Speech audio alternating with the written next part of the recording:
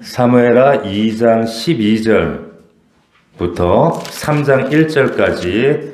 자, 오늘 말씀 제목은 소속입니다. 소속. 자, 소속이라는 제목으로 오늘 사무엘하 강화 세 번째 말씀, 하나님 말씀 함께 나누도록 하겠습니다. 우리 잠시 좀 복습을 좀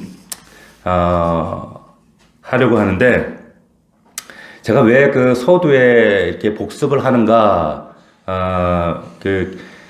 예전에 기억에 관하여라는 그런 책이 있습니다. 거기 그 책에 보면 망각의 곡선, 인간의 망각의 곡선을 이렇게 소개를 했는데, 사람은 어떤 사건이든지 이야기든지 10분 뒤부터 망각을 한다 그래요. 그래서 그 기억이 망각의 곡선을 아래로 이렇게 내려가기 시작하는데, 10분 지나서 시작된 망각이 1시간이 지나면 50%를 망각한다 그래요. 그리고 하루가 지나면 70%를 다 잊는다고 합니다. 근데 일주일이 지나면 거의 90% 이상을 망각을 한다 그래요. 이렇게 망각 곡선이 이렇게 지나가는, 그렇게, 하여튼 우리 인간은 이렇게, 참 똑똑한 것 같지만은 참 이게 미련한 이런 존재로 살아갈 수밖에 없다라고 하는 거예요. 그래서 복습이 중요합니다. 그런데 그 책에 보면 우리가 1시간이 지나면 50%가 망각된다 그랬잖아요. 그래서 1시간 안에 복습을 하면 이것이 망각 곡선이 다시 꺾어져요. 그리고 하루 지나서 다시 한번 복습을 하면 다시 한번 망각 곡선이 꺾어지는데 다시 위로 올라간다는 거예요. 기억이 남아있게 된다는. 그리고 일주일이 지나서 한 번 더 복습을 하게 되어지면 기억이 거의 60% 이상이 사라지지 않는답니다. 그러니까 제가 왜 이런 말씀을 드리냐면, 우리는 망각할 수밖에 없는 존재이기 때문에 하나님 말씀을 자꾸 반복을 해야 돼요. 우리 외치잖아요. 기억하라, 생각하라, 물으라 하잖아요. 뭐 기억에 남는 게 있어야 물을 거 아니에요. 그렇기 때문에 저는 우리 목사들이나 우리 재직들에게 권면하는 것이 설교 노트를 적으라고 권면을 합니다. 여러분들이 복상을 하시면서 메모를 하시잖아요. 여러분들의 일상을 기록하시고, 그리고 설교할 때 여러분들 적는 거 굉장히 중요합니다. 그래서 여러분들이 집에 가서 한번 또 돌아보고, 또 다시 한번 의구심이 들면 유튜브로 한번 다시 한번 보고, 그리고 목장 모임 때 다시 한번 되새길 수가 있어요. 그리고 화목자 하실 때 우리가 다시 한번 되새기면서 한 번, 두 번 우리가 나눌 때에 다시 한번 환기되어지고, 또다시 하나님께서 두 번째, 세 번째 주시는 음성이 또 다를 때가 있어요. 그렇기 때문에 여러분들이 이게 계속 반복적으로 복습하는 게 굉장히 중요합니다. 여러분, 지난주에 나눴던 말씀이 기억이 안 나시잖아요. 복습이 중요하다는 거예요. 그래서 다시 한번 제가 복습을 좀 해보려고 하는데, 사무엘 1장에서 우리가 오해라는 말씀으로 은혜를 나눴어요. 이 아말렉 청년의 오해와 무지가, 이 무지가 결국 비참한 결과를 만들었던 것처럼, 마치 우리의 신앙생활이 하나님에 대한 무지와 오해가 너무 닮아있다, 이런 얘기를 드렸어요. 왜 종교생활을 하는가? 왜 저 사람은 신앙생활을 10년 하고 20년 해도 달라지지 않는가? 하나님에 대한 무지와 오해 때문에 그런 경우가 허다합니다. 지금 대한민국 교회 안에 사실 심각한 문제예요. 하나님에 대한 무지와 혹은 오해들이 너무 깊다라고 하는 거예요. 자, 그리고 2장을 넘어가서 우리 이런 말씀 나눴죠? 기억나세요? 우리의 현실 문제가 있지만 우리의 현실보다 중요한 것은 누구의 현실이다? 하나님의 현실이다, 이런 말씀 드렸어요. 자, 1장에 보면은 이제 1장에 다윗에게 나타났던, 다윗이 사울이 죽은 후에 조가를 부르잖아요. 그리고 삶의 숱한 참 많은 어려움들을 겪었는데, 1장에서 이제 2장으로 넘어가면서 다윗이 달라지기 시작하죠. 움직입니다. 근데 움직이기 전에 뭘 했어요? 물었어요. 물었다는 거. 이게 굉장히 중요합니다. 자신의 현실 앞에서 하나님 앞에 지금 묻는 기도를 했다. 근데 그보다 우리가 더 중요한 것은, 절대 놓쳐서는 안 되는 것은 뭐냐면, 내가 지금 절박하게 생각하는 나의 현실보다 사실은 더 중요한 것은 하나님의 현실이 있다라고 하는 것. 그러니까 신앙이 성숙한다는 것은 하나님의 현실로 나의 현실을 해석해내는 거예요. 이게 되어지지 않으면 신앙생활 아무리 오래 한다 할지라도 매일매일 자기의 근심 걱정만 파묻혀 삽니다. 달라지지 않아요. 하나님의 현실은 나와 전혀 상관없이 그렇게 신앙생활 하기 쉽다는 거예요. 그래서 하나님의 현실이 있다는 것을 반드시 전제하고 우리가 신앙생활하고 기억해야 된다. 자, 왜 그런 말씀 드렸는가? 다윗이 자신의 현실만 얽매였을 때 블레셋 땅에 들어갈 때 묻지 않고 갔어요. 그것 때문에 다윗 인생이 엄청 꼬였다 이런 말씀 드렸어요. 근데 사무엘하 2장에 들어와서 이제 다윗이 드디어 어떻게 합니까? 하나님께 묻기 시작한단 말이에요. 하나님 올라갈까요? 이렇게 묻는단 말이에요. 묻는데 지금 다윗이 이제 비록 12지파의 왕은 아니지만 어쨌든 유다 지파의 왕이 된단 말이에요. 곧 이후에. 근데 그것보다 더 위대한 것은 뭐냐? 그가 다시 기도하는 사람이 됐다는 거예요. 하나님 앞에 묻는 사람이 되어졌다. 이게 굉장히 사무엘하 2장에서 놀라운 사건이 되는 겁니다. 기도라고 하는 것은 내가 원하는 리스트 하나님께 올려놓고 따지는 시간, 강청하는 시간이 아니라 하나님의 친밀함만으로 들어가서 그분과 소통하고 대화하고 그분의 뜻을 묻고 기다리고 또 묻는 시간이 기도하는 시간이다라고 말씀드렸어요. 굉장히 중요합니다. 우리가 왜 다윗처럼 이런 친밀한 이런 응답을 경험하지 못하는가? 왜 그렇습니까? 내가 정한 답을 가지고 가거든요. 하나님의 현실과 상관없이 내가 정한 답을 가지고 내 현실이 앞서기 때문이다 이런 말씀도 나누어 드렸습니다. 자, 그리고 하나님은 다양하게 여러분에게 말씀하셔요. 기록된 말씀, 가장 중요한 것은 말씀, 성경의 말씀을 가지고 여러분들에게 아주 구체적으로 말씀하셔요.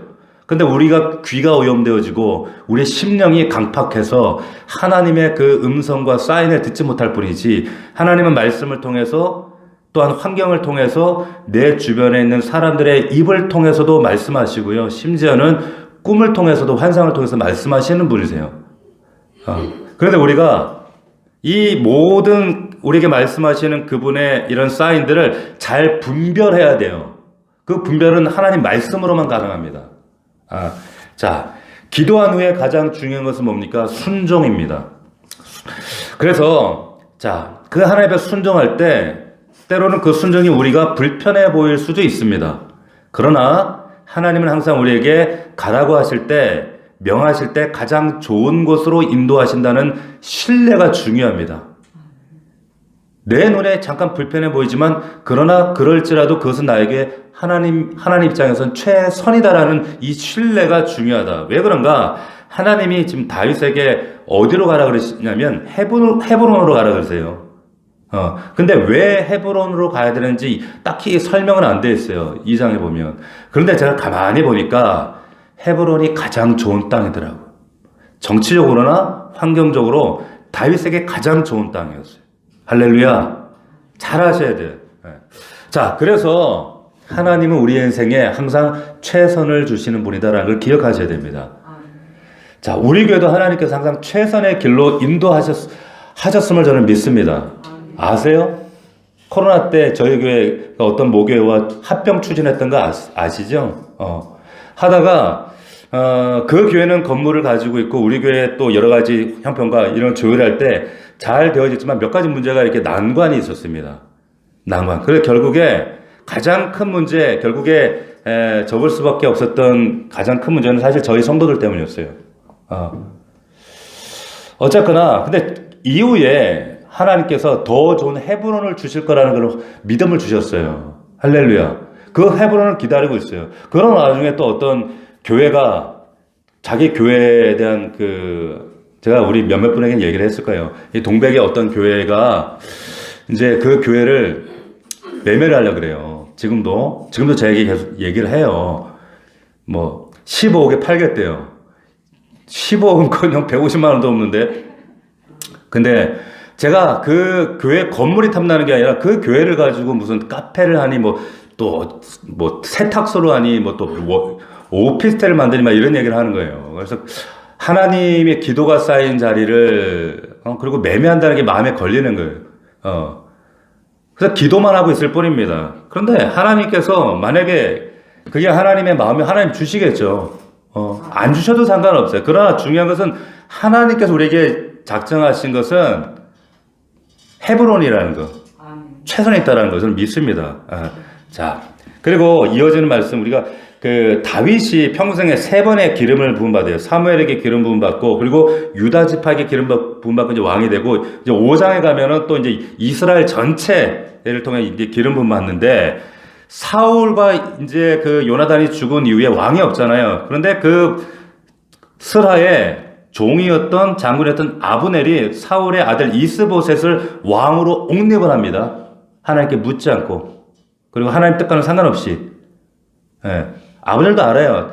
하나님이 지명한 사람이 다윗인 거. 그런데도 자기는 이스보셋을 세운단 말이에요. 왜 그랬을까요? 이게 세상 방식입니다. 기도하지 않는 사람들은 이런 방식으로 살아요. 정치적으로, 정략적으로 자기 속에는 오른 대로. 자, 그리고 이제 오늘 본문으로 이어지는데, 여기 보면, 오늘 본문 내용 이렇게 보면은 딱히 여러분들 보실 때, 뭔가 좀 교훈이 될 만한, 좀 눈에 들어올 만한 사건이나 이런 것들이 없어요. 그 전쟁 이야기인데, 전쟁의 양상 자체도 굉장히 우스꽝스러워요. 12명씩 나와라. 한쪽에는 이제 다윗 쪽, 또 한쪽에는 이제 아브넬과 그 사울의 아들 이스보셋 쪽. 양쪽으로 갈라졌단 말이에요, 이제. 왕조가. 두 왕이 존재하는 겁니다. 그래서 싸우는데, 야, 서로 12명씩 나와서 한판 붙자! 이런단 말이에요. 나와갖고는 서로 머리끄댕이 잡다가 옆구리 쿡쿡 찔렀는데 다 일제히 죽었다. 이거 다예요.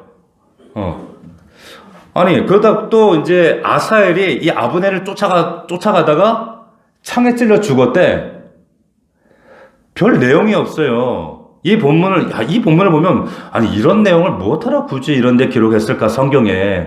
이런 거룩한 책에. 예? 참 설교하기도 어려운 본문입니다. 그럼에도 불구하고, 하나님께서 우리에게 말씀하시고자 하는 메시지가 있다라고 하는 거예요. 제가 관련된 좀 설교 자료들을 찾아봤거든요. 근데 설교 이런 접근들이 많습니다. 뭐라고 하냐면, 동족 상잔의 비극. 형제끼리 싸우면 안 된다. 혹은 우리나라도 이렇게 동족 상잔의 비극이 있잖아요. 그러니까 우리 싸우면 안 된다. 교회 안에서 싸우면 안 된다. 이렇게 설교하는 내용들, 이런 것들이 일반적이고, 그리고 혹은 지도자들이 이렇게 미련하게 싸우면 안 된다. 지금 푸틴하고 젤렌스키하고 우크라이나 전쟁하지만, 젤렌스키가 싸우는 게 아니잖아요. 푸틴하고. 젊은이들이 죽잖아요. 그런 것처럼 지도자들이 정신 차려야 된다. 이런 식으로 설교를 하더라고요. 나름 의미가 있어요. 하지만, 보세요. 제가 오늘 본문하면서 과연 이게 성경에 그걸 우리에게 하나님께서 말씀하실까?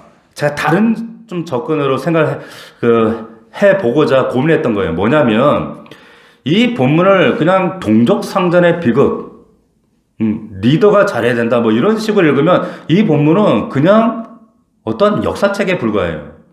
그게 아니라는 거예요. 이 전쟁이 왜 일어났는지를 여러분들 잘 아셔야 돼요. 왜 일어났습니까, 이 전쟁이? 이 전쟁 왜 일어났어요, 지금? 한 나라에 왕이 둘이기 때문에 일어난 전쟁이에요.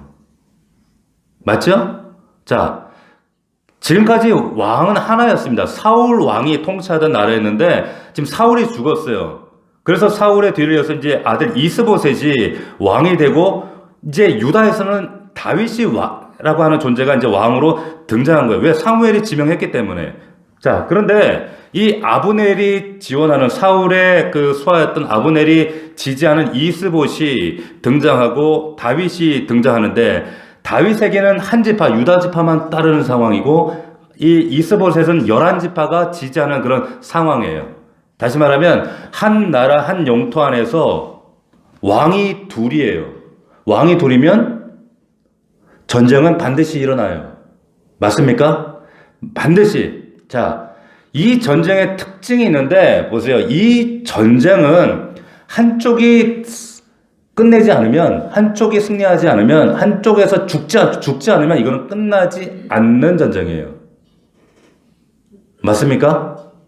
자, 만약에 이걸 오늘 무슨 동족 상잔의 비극, 리더십의 문제 이렇게 해석을 하면 이 성경에 말하고자 하는 그 의도가 전혀 다른 거예요. 왜? 자, 지금 다윗과 사울의 아들 이스보셋의 이 두 왕국이 싸우면 이건 서로 싸우면 안 되는 그런 대상이 아니라 이건 반드시 싸워야 되는 대상들이에요.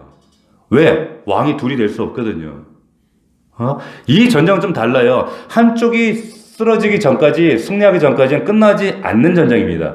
이렇게 볼 때 영적인 의미를 우리가 찾으셔야 돼요. 여기서. 무슨 말인가? 이 전쟁은 지금 우리 안에서 이루어지고 있는 전쟁이라는 거예요. 여러분, 우리가 예수 믿기 전에 우리는 우리 스스로도 모르게 어둠의 악한 영에게, 악한 권세자에게 소속되어 살아갔어요. 맞습니까? 에베소서 2장 말씀에 이렇게 되어 있어요. 너희는 그때 그 가운데서 행하여 이 세상 풍조를 따르고 공중에 권세 잡은 자를 따랐으니 지금 곧 불순종의 아들들 가운데 역사하는 영이라 그랬어요. 전에는 우리도 그 가운데서 육체의 욕심을 따라 지내며 육체와 마음에 원하는 것을 하여 다른 이들과 같이 본질상 진노의 자녀였답니다. 아멘? 맞죠? 이게 성경의 진단이고 이게 우리의 실존이에요. 그런데 우리도 모르는 사이에 어둠의 악한 권세에 지배당하고 살았어요. 내 안에 악한 영이 왕 노릇하면서, 근데 그 안에서 사실은 내가 왕인 것처럼 착각하고 살았단 말이에요. 육체의 욕심을 따라 살았어요. 육체의 마음이 원한 대로 내가 살았어요. 맞습니까? 근데 나라는 왕이 있었어요. 나라는 왕이. 내가 왕이었다니까요. 그런데 예수 믿으면 어떤 변화가 생겨요? 예수 믿고 나면 어떤 변화가 생기냐면 진짜 왕이 내 안에 오셔요. 누가 왕이에요? 예수 그리스도가 왕이세요. 내 안에 두 개의 나라가 지금 이제 부딪히는 겁니다. 그래서 이 나라, 원래는 내가 왕 노릇하면서 내가 주인이었는데 내 속사람이 거듭나고 변화되고 나니까 이제는 예수라는 왕을 따르고 싶은 거예요. 아시겠어요? 그러니까 예수 믿고 나면 반드시 내 안에 이런 내면의 영적 전쟁이 일어납니다. 반드시 일어나요. 이런 갈등이 일어날 수밖에 없어요. 무슨 말이냐? 이 전쟁은 불가피하다는 거예요. 한쪽에서 죽지 않으면 이건 끝나지 않는 전쟁이라는 거예요. 아멘? 이해가 되세요? 그러니까 데살로니가 후서에도 나오지만은 하나님 나라가 내 안에 임하잖아요. 임하면 반드시 이런 내적 갈등 전쟁이 일어납니다. 일어나요. 이게 없다? 없다? 그 사람은 하나님 나라가 있지 않는 거예요. 자, 보세요. 통치권을 주장하는 두 나라가 이제 속에서 싸워요. 한편으로는 옛날 습성에 따라 내 육신을 따라 내 마음대로 원대로 살고 싶은 내 나라에 내가 왕인, 내가 여전히 살아서 펄펄 눈을 시퍼렇게 뜨고 있는데 내 속에 거듭나서 이제는 거듭난 내가 예수를 왕으로 쫓고 싶은 마음이 충돌해요. 갈등이 일어나는 거예요. 할렐루야. 경험해 보셨죠? 그래서 사도 바울이 로마서 7장에서 이런 얘기 하잖아요. 보세요. 내가 한 법을 깨달았노니 선을 행하기 원하는 나에게 악이 함께 있다는 것이다. 거듭난 내 속사람은 하나님의 법을 즐거워하고 하나님을 쫓고 살고 싶은데 내 지체 속에 또 다른 법이 내 마음의 것과 싸워 갈등한다는 거예요. 그게 로마서 7장의 말씀이란 말이에요. 이해가 되세요? 자, 이 전쟁이 언제 끝나는 줄 아세요? 언제 끝나요? 절대로요, 평화가 안 돼요. 이 전쟁은 한쪽에서 승리해야 끝납니다. 할렐루야. 한쪽이 죽어야 끝나는 거예요. 이 전쟁은. 내 나라가 무너지고 예수의 나라가 승리해야 할 줄로 믿습니다. 이걸 꼭 기억하셔야 돼요. 신앙생활은 다른 게 아니라 이 전쟁이에요. 갈수록 내 안에 나라가 축소되어지고 예수의 나라가 지배해야 될 줄로 믿습니다. 그런데 여전히 예수 믿어도 내 나라가 강성한 거예요. 과연 그가 하나님 구원받은 사람이라 하나님께서 그냥 그것을 간과하고 보고 보실까요? 그렇지 않다는 거예요. 그러니까 오늘 본문도 그런 관점에서 여러분들 읽으셔야 돼요. 하나님께서 버림받아서 악신이 임해서 그래서 그 악신에게 사로잡혀 살던 사울이 다스리던 나라에 그 사울이 이제 하나님께서 버림받고 이제 죽어요. 그리고 하나님께서 기름 부어 새로운 왕으로 다윗을 등용하십니다. 세우셨어요. 그러니까 한 나라에 왕이 둘이 된 거예요. 둘이 됐어요. 하나님의 뜻대로 하나님의 말씀대로 다윗을 쫓는 무리가 있고 유다 지파를 비롯한 그 무리들이 있고 여전히 인간 왕 이스보셋을 따르는 아브넬을 비롯한 그 11지파들이 있어요. 어디가 승리하느냐? 너무 중요한 전쟁이고 화해할 수 없는 전쟁이고 어느 한쪽이 끝나야 끝나는 전쟁이에요. 그래서 에베소서 6장에 보면 우리가 너무 잘 아는 말씀, 너희가 주 안에서 그의 힘의 능력으로 강건하여지고 마귀의 괴계를 능히 대적하기 위하여 전신갑주를 입어야 되는 이유가 뭐냐? 우리가 싸움을 하고 있기 때문이라는 거예요. 싸움을 하고 있기 때문이다. 이 싸움은 혈과 육을 상대하는 싸움이 아니라 통치자들과 권세자들과 이 어둠의 세상 주관들과 하늘에 있는 악한 영들과 너희들이 스탠스하고 있대요. 스탠스하고 있다. 그래서 이 혈과 육을 하는 영을 상대하는 싸움. 그래서 이걸 spiritual war. 여기 어떤 영어 성경에 보면 unseen battle 이렇게 했어요. 보이지 않는 전쟁이 너희들 치르고 있는 거야. 이렇게 이 바울이 얘기하고 있는 거예요. 이 거대한 싸움터에 여러분들이 지금 한 주간 동안 사셨던 거예요. 보이지 않으니까 내가 전쟁에 있는지 없는지 모르지만 여러분들 그 전쟁 한가운데 있었어요. 예수 이름을 왕으로 믿는 사람들을 쫓는 사람, 이 나라에 속한 이들과 어둠의 권세 있는 세력 사이에 이제 거대한 전쟁. 예. 이 가운데 승리하기를 주의 이름으로 축원합니다. 보세요. 세상 사람들은 이게 영적 싸움인지 몰라요. 그리고 믿는 자들이나 믿지 않는 자들이 자기도 모르는 사이 이 하늘의 영적인 공중 권세 잡은 자를 따라가고 있다는 거. 이걸 모릅니다. 그렇게 똑똑하다고 하는 대학 교수들이 내린 그런 결정들, 동성애자들을 옹호하는 이런 이론들을 막 만들어내요. 근데 그게 그 똑똑한 사람들이 어떻게 이런 일들을 할까? 그게 아니라 공중에 있는 악한 권세자들에게 지금 붙들렸기 때문에 그런 거예요. 그렇게 똑똑하다는 국회의원들이 왜 그런 얼토당토하는 일들을 할까요?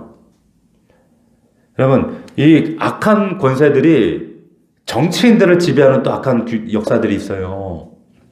그러니까 자기들 모르게 배후에 공중 권세 잡은 자들에게 지금 따라가고 있는 거예요. 농락당하는 거죠. 자, 그 흐름을 따라가지 않는 자들, 그 공중 권세 잡은 자들에게 우리가 따라가지 않고 대적하는 자들이 누구냐? 바로 우리들인 거예요. 할렐루야. 이 전쟁에서 승리하기 원합니다. 자, 이렇게 놓고 보면 이제 오늘 전쟁이 재밌어지는 거예요. 이 전쟁 양상을 보세요. 등장인물 보면 매우 흥미롭습니다. 제가 분명히 말씀했죠. 이건 뭐 동족 상잔의 비고 이렇게 그 본문이 아니라 지금 하나님의 뜻을 따라 세워진 다윗 왕을 따르는 무리, 그리고 인간에 의해 세워진 이스보셋을 따르는 이 두 나라의 전쟁이란 말이에요. 당연히 이 전쟁이 하나님 편에 있는 다윗 쪽이 승리해야 되죠. 하나님 편이니까. 그런데 우리 아까 본문 읽었지만 이 전쟁의 양상을 보면 좀 우스꽝스러워. 보세요. 너무 이게 뭐 이 싸움이야. 얘네들이 장난하나. 2장 16절에도 보면 보세요. 2장 16절에 야 12명씩 나와서 한판 붙자. 그래 한번 해보자. 나왔더니 뭐라냐면 각기 상대방 머리 끄댕이 잡고 상대방 옆구리를 찌르면 또 일제 12명이 같이 숨을 내면 같이 죽었대. 예? 아니 이런 우스꽝스러운 전쟁이 어디 있어요? 뭐 나와가지고 뭔가 좀 뭐 자기들 실력을 무예를 뭐 좀 겨루었다든지 이런 것도 아니고 찔렀는데 다 죽었대. 그뿐 아니라 성경에 여기 길게 모사하고 있는 집 아브넬 이야기, 아사엘 이야기, 하나도 못이 없어. 정확하게 얘기하면 지금 하나님이 기름 부어 세운 다윗 왕을 따르는 아사엘 요압이 이제 이스보셋을 따르는 그 아브넬보다 뭔가 좀 영웅적으로 멋있게 보여야 되는데 전혀 그렇지가 않아요. 보십시오. 그런 느낌 안 드십니까? 보통 우리가 삼국지나 이런 전쟁사들을 보면 참 그 내용들이 우리 편은 좋은 편, 우리 편은 훌륭한 사람, 상대편은 교활하고 나쁜 놈 이렇게 묘사가 돼요. 삼국지 거기에도 보면은 뭐 거기에 뭐 유비 중심의 우리는 그 삼국지의 내용들이 흔하게 우리가 접해서 그러니까 유비 이 사람은 참 덕이 있는 덕장이고 또 정말 가난한 사람 돌봐주고 인격도 출중하고 무예도 출중하고 우리 편은 다 좋아. 은영제매점 관우도 보세요. 무예도 탁월할 뿐만 아니라 어때요? 인격을 갖춘 장소예요. 제갈량 같은 사람 보세요. 세상에 이런 사람이 있을 만큼 정말 지혜와 지략이 뛰어난 사람. 근데 상대편에 있는 사람들 보세요. 조조 같은 사람들 어때요? 다 나쁜 놈이에요. 교활하고 정말 치졸한 이런 인간들. 이렇게 묘사가 된단 말이에요. 전쟁사에 보면 우리 편은 훌륭한 사람들, 상대편은 나쁜 놈들, 교활한 놈들. 이런데 오늘 성경 묘사를 보면 그렇지가 않아요. 자, 분명히 정통성이 다윗에게 있습니다. 기름 부음 받아 세워진 게 다윗 왕이란 말이에요. 그런데 아브넬이 세운 이스보셋에게는 정통성이 없는데, 그런데 다윗 편에 속한 인물들이나 사울 편에 속한 인물들이나 그놈이 그놈이에요. 여기 묘사들이 전쟁을 시작하는 두 사람 양쪽이 다윗 편에 속한 뭐 유압이나 아사헬이나 혹은 이스보셋에 속한 아브넬이 똑같습니다. 나와 한판 붙자. 한편에 시비 거니까 한편에 또 욱 해가지고 나와서 12대 11로 붙었는데 같이 또 푹 찔러 죽었대. 끝. 아사헬이 다윗의 그 시종인 아사헬이 별로 흠모할 게 없어요. 그냥 발 빠른 것 빼고는. 뭐 사슴처럼 발이 빨랐다 이런 말이 있어요. 그런데 혼자 공을 세우려는 그런 공모심에, 욕심에 떠밀려가지고 아브넬 쫓아가다 또 창에 푹 찔려 죽네? 뭔가 어정쩡하고 어설프고 뭔가 웃겨요. 이런 어처구니없는 이야기를 지금 성경 기록하고 있어요. 왜 그럴까요, 이게? 왜 그럴까? 둘 다 나을 게 없어요. 요압이 아브넬보다 나을 게 없어요. 아셀이 아브넬보다 낫지 않습니다. 다윗 집안에 속한 사람이 사울 집안의 속한 사람들보다 나을 게 조금 더 없다는 거예요. 왜 이런 얘기하고 있을까요? 자, 우리가 속한 이 전쟁이 지금 영적 전쟁이 벌어지고 있다고 말씀드렸어요. 이 세상에 우리가 예수께 속해서 예수를 왕을 모시고 우리가 지금 영적 전쟁을 치르고 있습니다.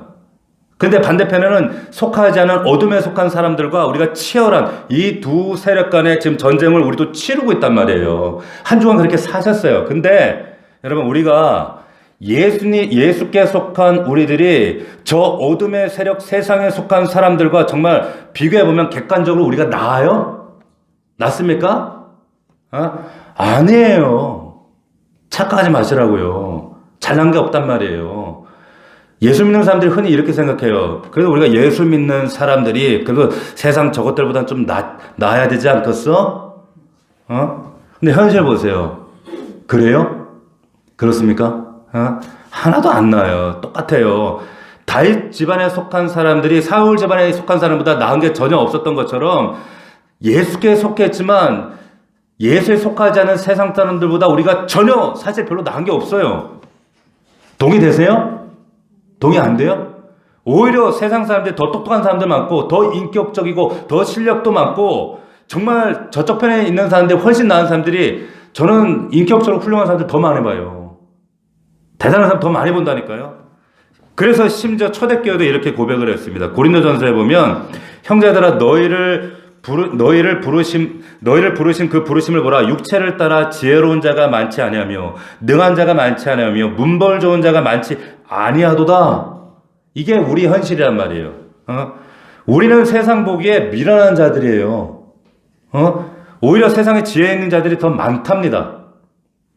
미련한 것들을 택하사 그런데 지혜 있는 자들을 부끄럽게 하신답니다. 약한 자들이래요. 약한 자들을 택하사 근데 강한 자들을 부끄럽게 하신다는 거예요. 천한 자들이래요. 멸시받는 자들이래요. 정말 없는 자들이라는 거. 왜? 아무 육체도 하나님 앞에서 자랑하지 못하게 하시려고. 너희가 한 게 아니라고 말씀하시려고. 보세요. 우리가 예수 편에 속해 있지만 사실은 저 어둠에 속한 세상 사람들이 보다 우리가 하나도 나을 것이 없는 사람들이라는 거예요. 인격적으로나 실력적으로나 모든 것이 나을 게 없는 사실 저 사람들과 똑같다. 지금 그 얘기하고 있어요. 그런데 보세요. 3장 1절 봅시다. 3장 1절 같이 읽어봅시다. 시작. 사울의 집과 다윗의 집 사이에 전쟁이 오래매 다윗 점점 강하여 가고 사울의 집은 점점 약하여 가니라. 아멘.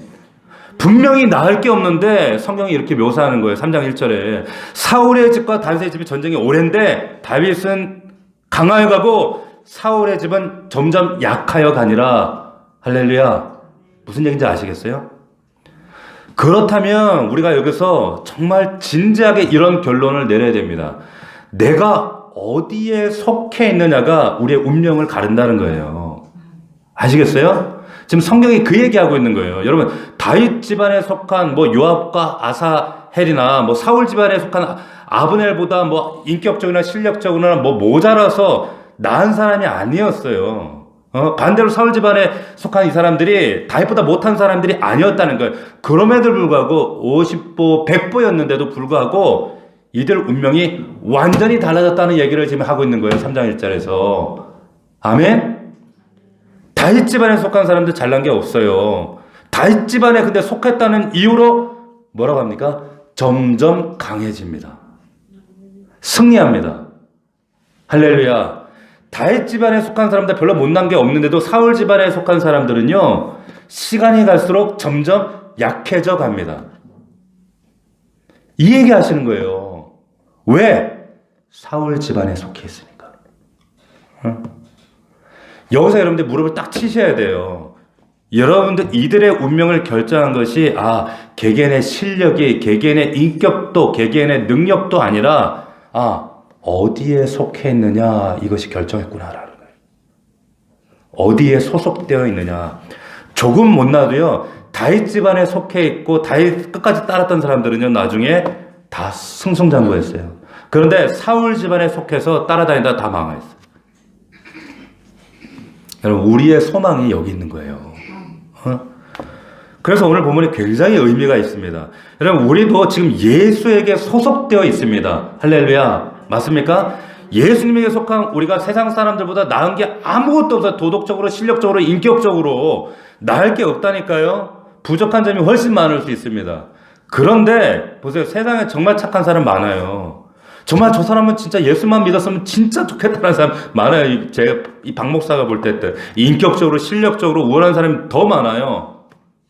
그럼에도 불구하고 왜 우리가 복 받은 사람입니까? 예수께 속해 있기 때문이에요. 제가 이 말씀 준비하다 너무 은혜 받았어요. 그렇구나. 내가 잘나서가 아니라, 우리 교회가 잘나서가 아니라, 여러분 한 사람 한 사람이 세상 사람들보다 뭐 내세울 게 있어서가 아니라, 우리가 복 받은 이유는 우리가 예수에게 소속되어 있기 때문이라는 거예요. 이게 은혜예요. 다른 이유가 없어요. 내가 예수께 소속되어 있기 때문에 복받을 운명이 된 것 뿐입니다. 잘난 척 하시면 안 돼요. 교만하시면 안 된다는 거예요. 대단한 존재가 아닙니다. 내가 세상 사람보다 잘났다고 착각하시면 안 된다는 거예요. 예수께 붙었는 것, 이거 잘난 것 아닙니다. 예수께 소속되었다는 이유만으로 우리 복받은 사람들이 된 거예요. 저 사람들이 못난 게 절대 아니에요. 그런데 저 사람들이 왜 불행합니까? 불쌍합니까? 어둠의 권세에 소속되어 있기 때문에, 그래서 결과를 알잖아요. 소속의 중요성이 너무 중요해요. 사울의 집인가 다윗의 집인가, 이들의 운명을 갈랐던 것이 소속이었어요. 여러분, 예수 그리스도 안에 속해 계세요? 아멘이십니까? 진짜로 속해 계세요? 여기에 따라 점점점 강해져 가는가 아닌가 갈라져요. 보세요. 너무 중요합니다. 똑같은 나무인데 어디에 심겨졌냐에 따라서 운명이 달라요. 나무가 잘난 척할 게 아무것도 없어요. 색깔도 품종도 뭐 크기도 똑같은데 강가에 심겨지면 나무는 성공합니다. 아멘? 맞죠? 잘나서가 아니에요, 나무가. 그 나무가 강가에 있기 때문에 영양을 공급받고 수원지에서 공급받기 때문에. 예? 근데 똑같은 나무인데 사막에 심기면 나무는 잘못 없어요. 그런데 사막에 있다는 이유만으로 열매 못 맺는 거예요. 나는 뭐 그런 거, 뭐 소속 그런 거 중요하지 않아. 교만이죠. 굉장히 큰 교만입니다. 그래서 은혜가 있는 곳에 머물러야 되는 이유를 잘 아셔야 돼요. 다윗은 점점 강하여 가고, 보세요. 현재 이 당시에 다윗을 따르던 다윗의 실수 때문에 결국에 전체 왕으로 등극하지 못하고 유다 한 지파만 겨우 따랐습니다. 그러니까 현재 자산이 한 지파예요. 이스보셋은 11지파입니다. 11지파가 따르고 있어요. 그러니까 1대 11이에요. 이거는 비교가 안 되는 겁니다. 이거는. 그런데 11배나 강한데 현재는 11배인데 다윗은 여기인데 점점 내려가고 하나는 점점 더 올라가는 거예요. 왜 그래요? 하나님이 함께 하시기 때문에. 저는 이걸 목회 현장에서 너무 선명하게 보고 있어요. 이게 다윗이 받은 은혜입니다.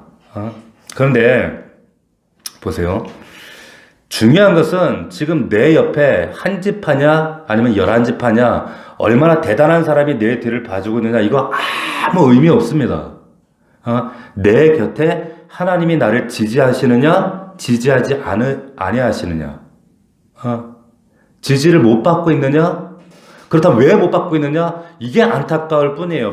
박 목사는. 보세요. 제가 이제 청년들한테 청년의 그 목사를 할 때 청년들 그런 얘기했어요. 뭐 남편감 고르고 신랑감 고르고 뭐 신부감 고를 때 얘네들이 뭐 목사님 저는요 뭐 믿음만 봐요 그러면서 뭐 남자가 차가 있는지 뭐 자산은 있는지 뭐 어느 회사에 다니는지 이런 거 따지고 있더라고. 그래서 제가 그 청년들한테 뭐라고 하냐면은 너희들 그런 것 때문에 혹해가지고 현재 자산 가치 때문에 미래 자산 가치를 영적 자산 가치를 놓치면 니네 망해. 네 결혼해서 후회. 그러니까 뭐 믿음 본다 그랬다 나중에는 차 있는 사람 따라가 나중에 믿지도 않는 사람하고 이러더라고. 이런 우리 청년들이 있으면 좀 들어야 되는데 집에 가서 자녀들한테 잘 얘기하세요. 지금 그 사람이 지금 만나는 그 뭐 배우자 그 예비 배우자가 뭐 어떤 차를 타느냐, 서울 뭐 수도권에 집은 있느냐, 뭐 대기업에 다니느냐, 뭐 어느 기업에 다니느냐 이게 여러분 중요한 게 아니라 지금 가진 거 없어도 그 사람 안에 하나님이 있느냐, 하나님이 함께 하시느냐, 그거는 미래 자산 가치예요. 그걸 봐야 되는 거예요. 현재 자산 가치 보면 망합니다. 이 성경처럼. 보세요. 1대 11이라니까요. 현재 자산 가치는 이스보셋이 훨씬 많아요. 그러니까 당연히 아버님도 거길 쫓아가잖아요. 보십시오.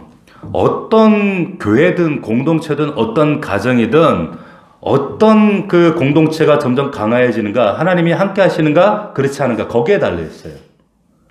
할렐루야. 자녀들에게 꼭 가르쳐 주셔야 돼요. 근데 여기서 우리가 또 이 3장 1절에 좀 더 주목하고 싶은 내용이 뭐냐면 사울의 집과 다윗의 집 사이에 전쟁이 오래되었대요. 오래. 무슨 말일까요?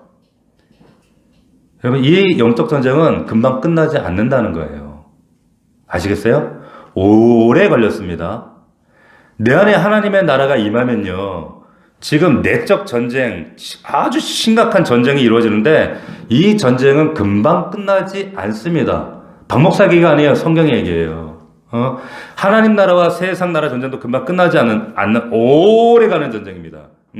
그런데 점점점 하나님 나라가 내 안에서 승리하기를 원합니다. 할렐루야. 말씀이 그렇게 돼 있어요. 점점 이 세상에서 하나님 나라가 승리하기를 원합니다. 할렐루야. 지금 이 얘기하는 거예요. 근데 우리는 이 말씀을 보면 맞긴 맞는데 쉽게 동의가 안 돼. 왜?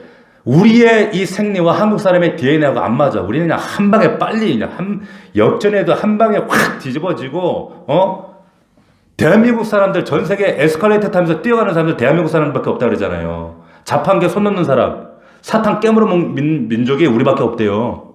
이렇게 성질이 급하니까 이런 거 뭐 하나님이 뭐 어떻게 한 방에 단반에 그냥 역전하시면 좋겠는데 뭘 이렇게 천천히 점점 이러시나 이런단 말이에요.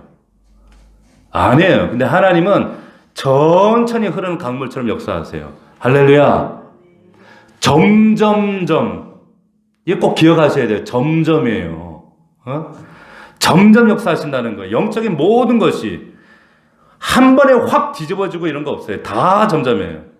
보세요. 성경에 한 사람의 변화도 성화도 점점 성화됩니다. 할렐루야? 맞아요? 신앙도 점점 자랍니다. 맞아요? 매일 기도한 만큼 점점점 달라집니다. 변화됩니다. 성장합니다. 말씀 조금 읽으면 조금만 성장하는 거예요. 남편이요? 하루아침에 확 안 바뀝니다. 조금씩 점점 변해요. 다음 세대가요, 우리 자녀들이 하루아침에, 저거 언제 인간 되나? 하루아침에 안 달라져요. 맞죠? 점점 달라져요. 점점 달라져요. 기도만큼 달라져요. 매일매일 기도한 만큼. 반대도 똑같습니다. 내가 잠깐 주님 멀리 한다고 한 번에 확 티나지 않아요. 점점 내가 주님께 멀어져요. 사울이 하나님 떠났지만요, 한 번에 안 망했어요. 점점 망해갔습니다.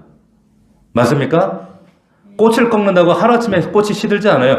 점점 시들어가는 거예요. 우리가 오늘 갑자기 기도 쉰다고 갑자기 무슨 일 생기지 않습니다. 그런데 점점 우리의 영이 시들어갑니다. 한참 지나가 보면 멀리 와 있는 거예요. 터지고 나서 이랬구나. 기억하셔야 돼요. 점점 기억하셔야 돼요. 점점. 신앙이, 여러분들의 믿음이 점점 성숙하고 자라기를 주의 이름으로 축원합니다. 자, 말씀 맺겠습니다. 보세요. 이 다윗 집안과 사울 집안 전쟁, 어느 한편이 끝내야 끝나는 전쟁이에요. 우리도 마찬가지라는 거예요. 한 나라에 두 왕이 존재할 수가 없다는 거예요. 이 전쟁 불가피합니다. 우리 안에 이게 시작되었단 말이에요. 내 안에 나라고 하는 왕을 밀어내고 예수가 진짜 왕 되어야지만 이 전쟁이 끝나요. 아시겠어요? 예수 믿으면 참 이 영적 전쟁, 여기 뛰어든 이 전쟁을 끝나야 돼요, 빨리. 흥미로운 점 뭐냐? 여기 등장하는 이 양쪽 편의 이 양 나라의 양쪽 편의 대상들이 다 별로예요. 다 50보, 100보. 요압이나 아브넬이나 아살이나 아브넬이나 서로 우열가르기 힘들 정도로 다 어리석고 미련하고 참 한심하게 짝이 없어요. 다윗에게 속한 사람, 사울에 속한 이들, 인격적으로, 도덕적으로 다 거기에요. 다윗이 나은 게 없어요, 다윗 쪽에. 마찬가지입니다. 우리도 예수 믿는다고 해서 세상 사람보다 나으리라고 하는 그런 보장, 확신, 교만이에요. 그 모든 운명을 가른 것은 뭡니까? 역량이 아닌 실력이 아니고 다른 게 아니었어요. 소속이었다는 것. 꼭 기억하십시오.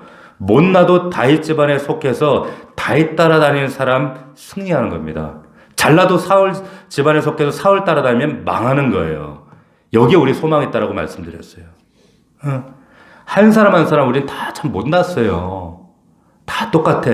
그러나 우리 예수 안에 있기 때문에 내가 잘나서가 아니라 소속되었다는 이유만으로 하나님께서 점점점 은혜를 주실 줄 믿습니다. 더 나은 은혜를 주시는 거예요. 그 은혜를 간구하시고. 전쟁이 오래됩니다. 오래 걸릴 거예요. 그러나 한 번에 되지 않지만 점점점, 오늘 이 말씀처럼 다윗의 집 사이에 전쟁이 오래지만 다윗은 점점 강해지고 하나님 여러분들을 점점 강하게 더 큰 은혜로 세워하실 줄 믿으시기를 축원합니다. 이 은혜가 우리 자녀들에게 그대로 올라갈 수 있도록 우리가 이 밤에 기도하시고 선포하는 이 밤이 되기를 주의 이름으로 축원합니다. 축원합니다. 기도하겠습니다. 시작 함께 기도할 때 오늘 말씀 기억하면서 하나님, 오늘 이 말씀처럼 다윗 집안과 사울 집안의 이 싸움처럼 어느 한편이 끝나야 끝나는 전쟁입니다. 내 안에 이 전쟁이 반드시 누가 하나가 죽어야 됩니다.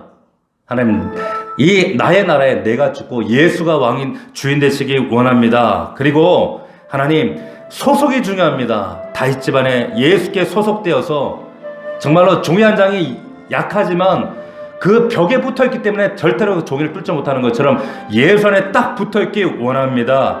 하나님, 예수 안에 점점점 더하시는 강성해지는 은혜를 더하시는 그 예수 그리스도의 살아계신 하나님의 선하심을 맛보기를 원합니다. 우리 사랑하는 아들, 딸들이 이 은혜 안에 있기 원합니다. 간절한 마음으로 우리 주여 세 번 부르고 통성으로 간구하며 나갑시다.